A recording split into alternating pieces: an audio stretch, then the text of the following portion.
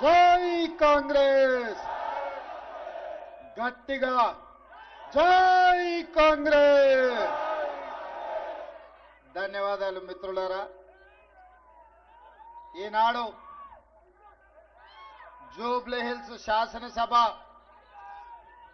ఉప ఎన్నికల సందర్భంగా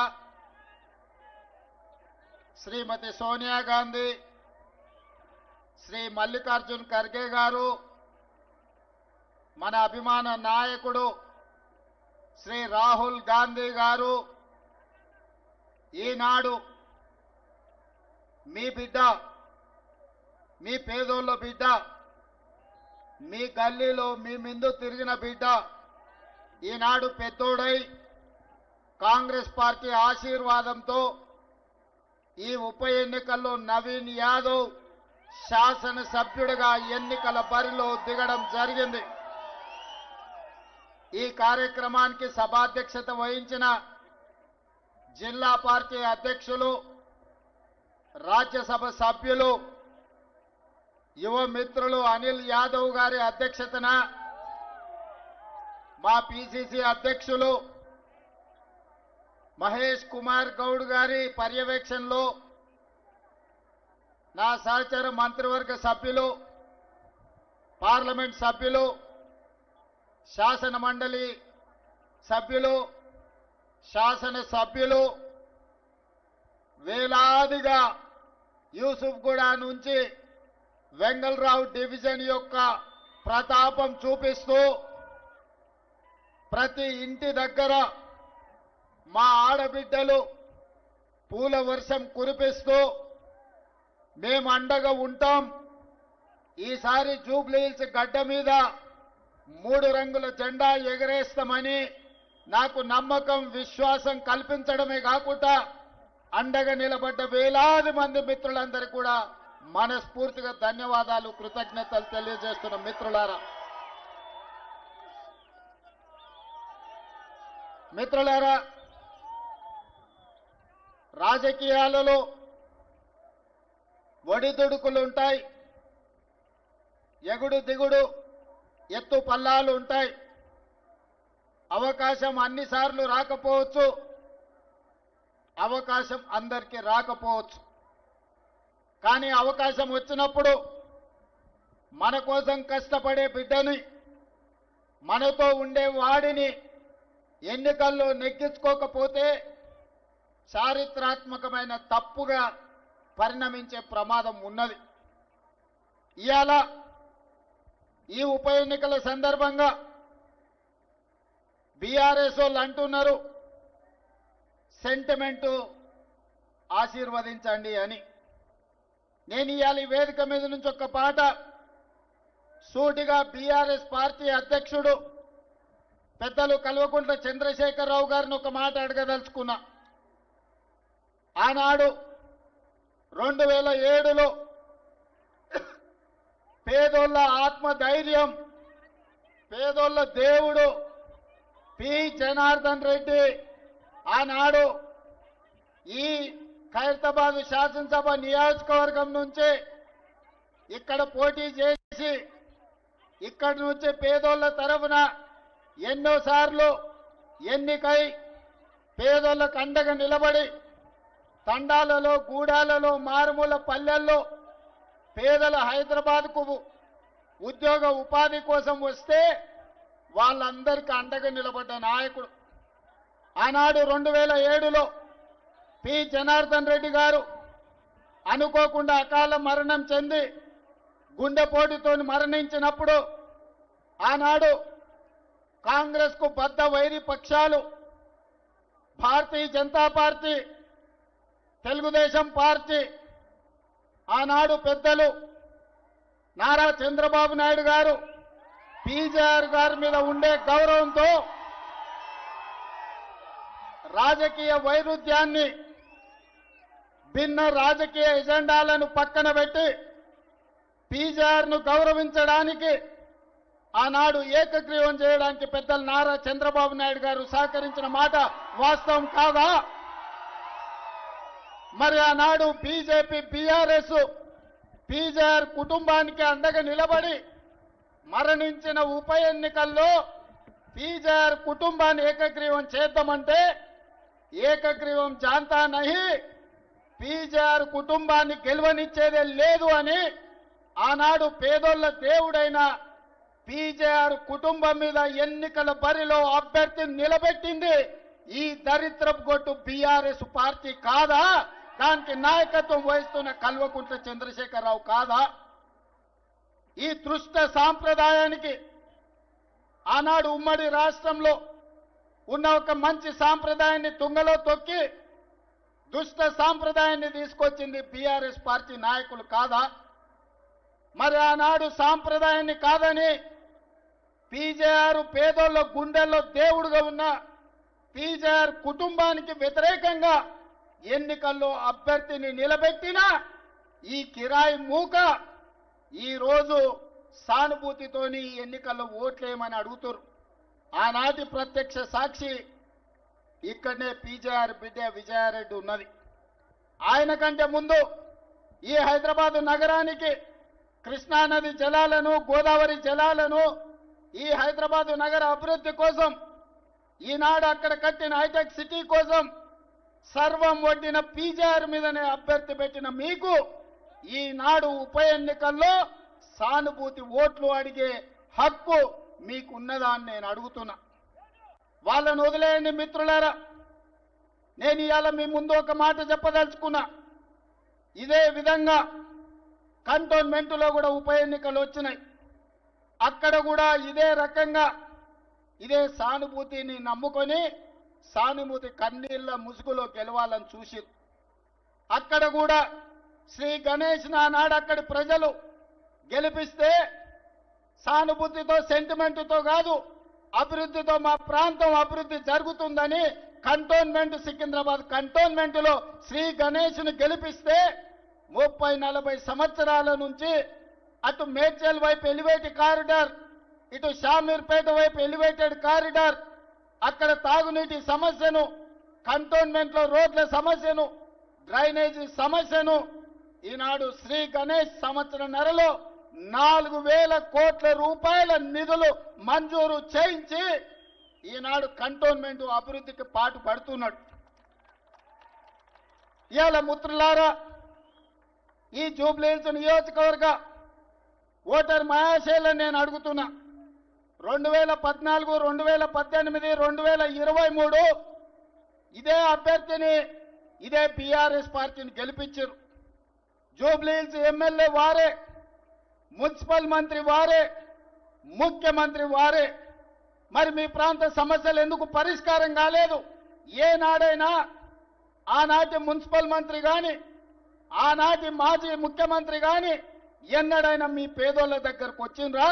జూబ్లీహిల్స్ ప్రజల మొహం చూసిండ్రా? ఏనాడైనా ఈడ మా సినీ కార్మిక సోదరులుండు 10 ఏళ్లలో ఎన్నడన్నా మా సినిమా కార్మికులను ఆనాటి ముఖ్యమంత్రి ఎప్పుడైనా కలిసిండా? ఎన్నడైనా పలకరించిండా?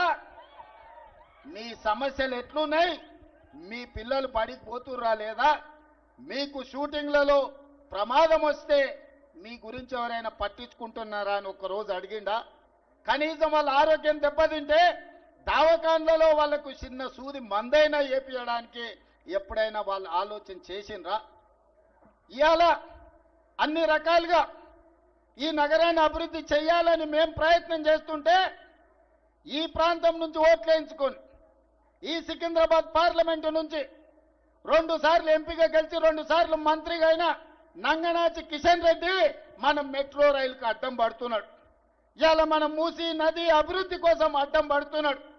ఇవాళ ఈ హైదరాబాదు నగరాన్ని అభివృద్ధి చేయనిస్తే రేవంత్ రెడ్డికి కాంగ్రెస్ పార్టీకి మంచి పేరు వస్తుంది, మాకు పుట్టగతులు ఉండవని బీఆర్ఎస్ వాళ్ళతోని కుమ్ముక్కై ఈరోజు ఈ నగర అభివృద్ధిని అడ్డుకుంటున్నాడు. ఇవాళ బీజేపీ బీఆర్ఎస్ది ఫెవికల్ బంధం. పార్లమెంట్ ఎన్నికల్లో ఆనాడు బీఆర్ఎస్ చచ్చిపోయి డిపాజిట్లు కోల్పోయి 8 పార్లమెంటు నియోజకవర్గాలలో బీజేపీని గెలిపించిన మాట వాస్తవం కాదా? మహబూబ్ నగర్లో, చేవెళ్లలో, సికింద్రాబాద్లో, అదేవిధంగా మల్కాజ్గిరిలో, మెదక్లో, నిజామాబాద్లో, ఆదిలాబాద్లో, కరీంనగర్లో ప్రతి ప్రాంతంలో బీఆర్ఎస్ వాళ్ళు బీజేపీకి ఓట్లేసి 8 మంది ఎంపీలను గెలిపించారు. మెదక్తో సహా 8 పార్లమెంట్లలో డిపాజిట్లు జప్తు అయిన బీఆర్ఎస్ వాళ్ళకు. మరి 8 పార్లమెంట్లలో వీళ్ళు చచ్చిపోయి అవయవ దానం చేసి బీజేపీని గెలిపిస్తే ఒక పక్కన బండి సంజయ్, రెండో పక్కన కిషన్ రెడ్డి కేంద్ర మంత్రులు అయినరు. బుడ్డ పైసైనా తెచ్చిండ్రా వీళ్ళని నేను అడుగుతున్నా. ఎన్నడన్నా కేంద్ర మంత్రిగా కిషన్ రెడ్డి మన గల్లీకి వచ్చిండా? మన సమస్యలు అడిగిండా? మనం ఎట్లున్నారో చూసిండా? ఇవాళ ఉప ఎన్నికలు రాగానే ఇవాళ మా అభ్యర్థిని గెలిపించండి, కార్పెట్ బాంబింగ్ చేస్తారంట. సిగ్గుండాలన్నాయా? పాకిస్తాన్ వాడు ముడ్డి మీద అంతే ఆడపోయి బాంబులు అయ్యావు కానీ జూబ్లీ హిల్స్లో వచ్చి బీజేపీ వాళ్ళు కార్పెట్ బాంబింగ్ చేస్తారంట. మీ బాబు జాగీరా బీజేపీ వాళ్ళది ఇది. ఎవడన్నా అభివృద్ధి చేయాలనుకుంటాడు, ఎవడన్నా నిధులు తేవాలనుకుంటాడు, ఎవడన్నా తాగనికే నీళ్లు తేవాలనుకుంటాడు, ఎవడన్నా పేదలు తిరగనికే మెట్రో రైలు తేవాలనుకుంటాడు, ఎవడన్నా మన మూసీలో ఉన్న మురికిని తొలగించాలనుకుంటాడు. బీజేపీ వాళ్ళ భావ దారిద్ర్యం జూబ్లీ హిల్స్ లో ఎన్నికల్లో కార్పెట్ బాంబింగ్ చేస్తారంట. గల్లీ గల్లీ ఎంపీలు, ఎమ్మెల్యేలు, కేంద్ర మంత్రులు తిరుగుతారంట. ఎందుకయ్యా? బిచ్చమడుకోనికి వస్తారా? ఏం తెచ్చిందని వస్తారు? మీ మోడీ ఏమిచ్చిందని వస్తారు? 3 సార్లు ప్రధానమంత్రి అయిన మోడీ ఈ పేదోళ్ళు అండగా నిలబడితే, కేసీఆర్ మీరు 2 సార్లు కేసీఆర్ ముఖ్యమంత్రి అయిండు, 3 సార్లు మోడీ ప్రధానమంత్రి అయిండు. నేను అడుగుతున్న పేదోళ్ళకి రేషన్ కార్డు ఇచ్చిండా? మీ ఇళ్లలో 200 యూనిట్లు ఉచిత కరెంట్ ఇచ్చిండా? మీకు సన్నబియ్యం ఇచ్చిండా? ముఖ్యంగా మా ఆడబిడ్డలను అడుగుతున్నా, అక్క మీరు పుట్టి తోలైనరు, ఎన్నడన్నా ఆర్టీసీ బస్సులో ఉచితంగా ప్రయాణం చేసిండ్రా? ఇవాళ మా ఆడబిడ్డలు అమ్మవారిని దర్శించుకోవాలన్నా, అమ్మగారి ఇంటికి వెళ్ళాలన్నా ఇంటి ఆయన ముందల చేతి జాపకుట్ట ఆయన ఆఫీస్కి పోయొచ్చే లోప అమ్మని చూసిరానికే ఆర్టీసీ బస్సులో మీరు ఎక్కడ చెయ్యి ఆపితే అక్కడ బస్సు ఆపేటట్టు నేను చేయలేదా? సోనం ఆశీర్వాదంతో మా ఆడబిడ్డలకు ఆర్టీసీ బస్సులో ఉచిత ప్రయాణం ఇయ్యలేదా? మా అక్కల్ని ఆలోచన చేయమని అడుగుతున్నా. ఇవాళ మేము మీకు ఆర్టీసీ బస్సులో ఉచితంగా బస్సు ప్రయాణం ఇస్తే ఆటో వాళ్ళని రెచ్చగొట్టి మా ఆడబిడ్డలకు ఆర్టీసీలో ఉచిత ప్రయాణం వద్దు, బంధు పెట్టాలని ఇవాళ బయలుదేరి ఇవాళ ఆటోలో తిరుగుతుర్రు. బిల్లా రంగాలు వచ్చిర్రు మీ బస్తీకి, బిల్లా రంగాలు ఆటోలో తిరుగుతుర్రు, ఫోటోలు దిగుతుర్రు. ఏందే వాళ్ళ కోరిక అంటే ఆడబిడ్డలకు ఆర్టీసీ బస్సు ఉచితం బంధు పెట్టాలని. నేను మా అక్కలకు ఒకటే మాట చెప్పదలుచుకున్నా. మా అక్కలు చాలా మంది మా పాలమూరు నుంచి అక్కడి నుంచి ఇక్కడి నుంచి వచ్చిన వాళ్ళే ఉన్నారు. మన అందరికీ రొట్టెలు చేసేది తెలుసు. పట్నం వచ్చినాక చపాతీ చేస్తాం. చపాతీ చేసినప్పుడు సలాకి ఎర్రగా కాల్చి బీఆర్ఎస్ తోడు వస్తే ఈపుల వాతలు పెట్టుర్రి. ఇవాళ బీఆర్ఎస్ కోటేస్తారంటే ఇవాళ మీ పిల్లలకు పెడుతున్న పువ్వ సన్న బియ్యం రద్దు అవుతాయి. ఇవాళ బీఆర్ఎస్ తోడు వస్తే పేదోళ్లకు 200 యూనిట్లు ఉచిత కరెంటు రద్దు అవుతుంది. ఇవాళ ఇక్కడ 25,000 మందికి ఇచ్చిన రేషన్ కార్డులు రద్దు అయిపోతాయి. ఇవాళ మా ఆడబిడ్డల ఆర్టీసీ బస్సులో ఉచిత ప్రయాణం రద్దు అయిపోతుంది. ఇవాళ మన ప్రభుత్వం ఉంది, మనం పనిచేసుకుందాం, పేదోళ్ళకి పనిచేస్తాం. పోనీ నా ప్రభుత్వం వచ్చినాక చనిపోయిన మా మిత్రుడే 20 నెలల్లో ఏనాడన్నా జూబ్లీస్కి ఏమన్నా కావాలని ఒక కాగితం అన్నది ఇచ్చినాడే? ఈ నియోజకవర్గాన్ని అభివృద్ధి కోసం, మీ డ్రైనేజీ కోసం, లేదా మీ బస్తీల సీసీ రోడ్ల కోసం ఇవాళ హైటెన్షన్ వైర్లు మీ బస్తీల మీద వెంగళరావు నగర్లా పేదోళ్ళ ఇళ్ల మీద నుంచి పోతున్నాయి. వాటిని పక్కకు తొలగించమని ఒక్క రోజైనా అసెంబ్లీలో మాట్లాడిండా? ఒక్కనాడన్నా 3 సార్లు ఎమ్మెల్యే గెలిచిన పెద్ద మనిషి ఎన్నడన్నా అసెంబ్లీలో మీ జూబ్లీ హిల్స్ గురించి మాట్లాడిండా? ఈ జూబ్లీ హిల్స్ అంటే ప్రపంచంలోనే ఫేమస్. జూబ్లీ హిల్స్ లో ప్రపంచంలో గుర్తుపట్టనోళ్ళు లేరు. కానీ జూబ్లీ హిల్స్ నుంచి ఎమ్మెల్యే 3 సార్లు గెలితే ఒక్కరోజైనా అసెంబ్లీలో మాట్లాడిండా? మరి ఇవాళ నేను అడిగేది ఒక్కటే, యువకుని నవీన్ యాదవ్ని గెలిపించండి. అసెంబ్లీలో మీ గొంతుకైతాడు, అసెంబ్లీలో మీ సమస్యలు ప్రస్తావిస్తాడు, అసెంబ్లీలో మీకేం కావాలో అడుగుతాడు ప్రభుత్వాన్ని. మీ తరఫున ప్రతిరోజు పనిచేస్తాడు, మీ తరఫున ఒకళ్ళతో పుచ్చుకుంటాడు. చదువుకున్న యువకుడు ఈనాడు సెంటిమెంట్ కాదు, జూబ్లీ హిల్స్ లో అభివృద్ధి కావాలి. అభివృద్ధికి నవీన్ యాదవ్ని గెలిపించండి. 2 నెలల్లో మా మంత్రులు వచ్చి నా దృష్టికి సమస్యలు తెస్తే 100 కోట్ల రూపాయలు ఇక్కడ నేను మంజూరు చేసిన. మరి ఆ పనులు అర్ధాంతరంగా ఆగిపోవాలనా? ఇవాళ నేను నా కుటుంబం పట్ల సానుభూతి ఉన్నది, నాకేం వ్యతిరేకం లేదు. కానీ ఇవాళ 3 సార్లు గెలిచినప్పుడు ఈ ప్రాంతానికి మేలు జరగనప్పుడు రేపు 4వ సారి గెలిచి ఈ ప్రాంతానికి మేలు జరుగుతుందా? మీరు ఆలోచన చెయ్యండి. అట్లనే 2023లో ఆనాడు కాంగ్రెస్ పార్టీ మహమ్మద్ అజారుద్దీన్ని ఇండియా క్రికెట్ కెప్టెన్ ఇక్కడ అభ్యర్థిగా నిలబెట్టింది. నవీన్ యాదవ్ని పిలిచిన ఒక మాట చెప్పిన, ఇవాళ నువ్వు అజరుద్దీన్ ఎంబడేసుకొని భుజాల మీద మొయ్యి అజరుద్దీన్ గెలిస్తే తప్పకుండా మంత్రి చేస్తా అని ఆ రోజు చెప్పిన. కానీ మా సందేశం మీకు చేరలే, మీరు ఏదో జరుగుతుందని ఆలోచన చేశారు. అజర్ భాయ్ ఆనాడు కొద్ది మెజారిటీతో ఓడిపోయింది. కానీ ఇవాళ ఇదే అజరుద్దీన్ని మీకు ఇచ్చిన మాట ప్రకారం మంత్రిని చేసి ఇవాళ జూబ్లీ హిల్స్ కు ప్రచారానికి వచ్చిన. మాట ఇస్తే మాట తప్పేది లేదు, మడమ తిప్పేది లేదు. ఇవాళ మీకోసం, ఇవాళ మీరు వేసేది ఒక ఓటు, నవీన్ ఎమ్మెల్యే అవుతాడు, అజరుద్దీన్ మంత్రి అయి మీ సమస్యల్ని పరిష్కరిస్తాడు. अजहर भाई, आपकी जिम्मेदारी है ये जुबली हिल्स असेंबली में गरीबों को जो भी जरूरत है आप मंत्री होकर हुकुम जारी करना, यहाँ का हर गरीब को आप मदद देना.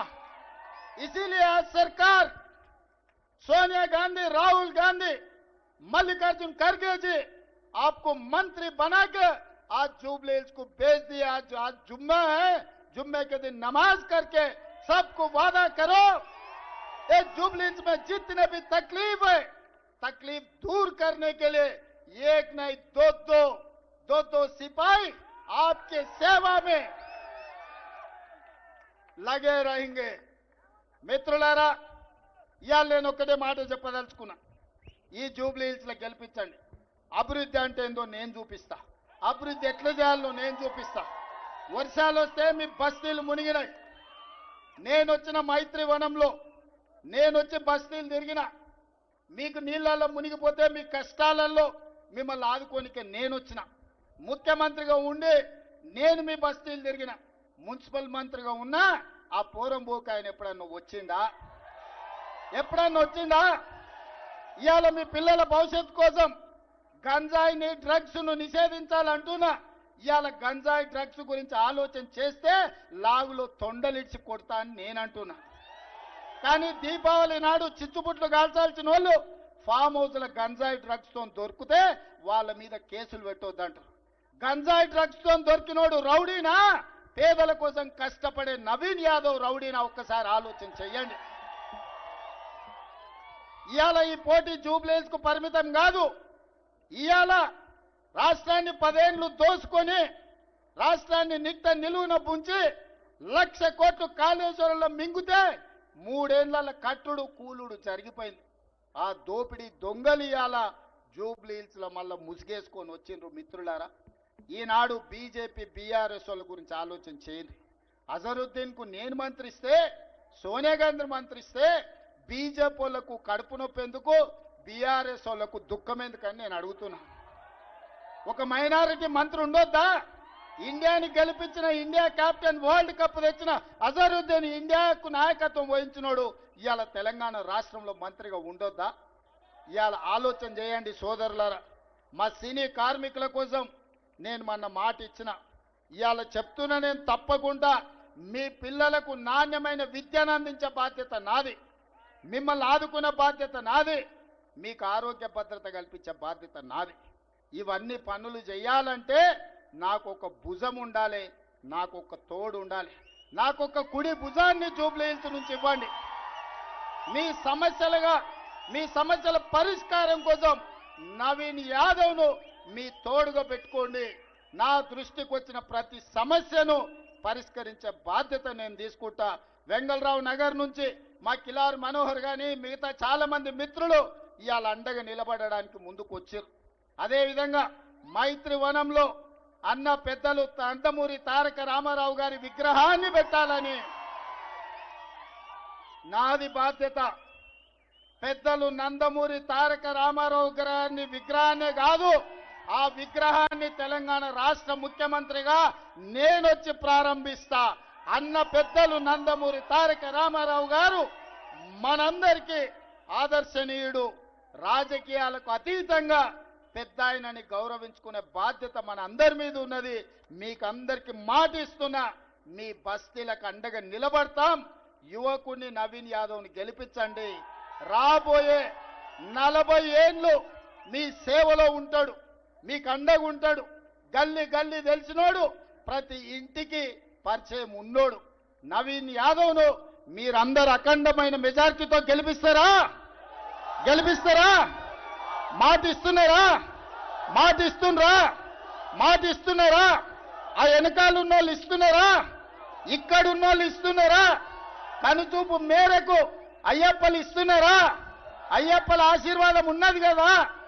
మా అయ్యప్పలతో సహా అందరు ఆశీర్వాదం ఉన్నది. అందరూ ఒక్కసారి చేయి పైకెత్తండి. 2 చేతులు ఉన్న వాళ్ళు 2 ఎత్తండి. జై కాంగ్రెస్, జై జై కాంగ్రెస్. ధన్యవాదాలు సోదరులారా.